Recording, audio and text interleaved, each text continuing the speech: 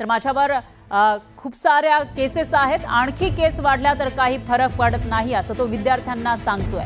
शाळेमध्ये विद्यार्थ्यांना धमकी देत असताना शाळेचे प्राचार्य आणि शिक्षक सुद्धा उपस्थित होते। दरम्यान शिक्षकांनी अशा व्यक्तीला विद्यार्थ्यांना मार्गदर्शन करायला कसं बोलावलं असा प्रश्न या निमित्तानं उपस्थित होतोय। आणि याविषयी अधिक माहितीसाठी आपले प्रतिनिधी सुरेश जाधव हे आपल्या सोबत जोडले गेले आहेत। सुरेश, काय सांगाल? हा खोक्या एका व्यक्तीला माणूस मारहाण करत होता, त्याचबरोबर विद्यार्थ्यांना मारहाण करताना त्यांना धमकी देत असल्याचंही दिसतंय, नेमका काय प्रकार आहे हा?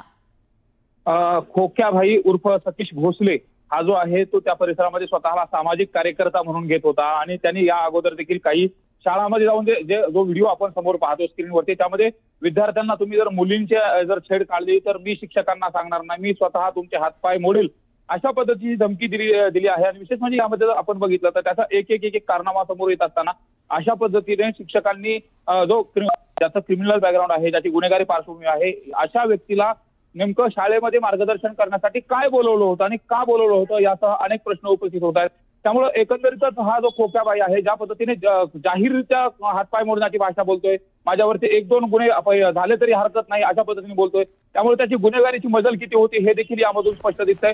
विशेष म्हणजे एक ना अनेक असे कारनामे आता समोर यायला लागले, त्याच्या संदर्भातले व्हिडिओ देखील समोर यायला लागलेत। त्यामुळं या अशा गुंडांच्या बाबतीमध्ये कारवाई कधी होणार यात अनेक प्रश्न उपस्थित आहेत। काल 24 तासामध्ये 2 गुन्हे दाखल करण्यात आलेले, आणखी देखील गुन्हा दाखल होण्याची शक्यता आहे।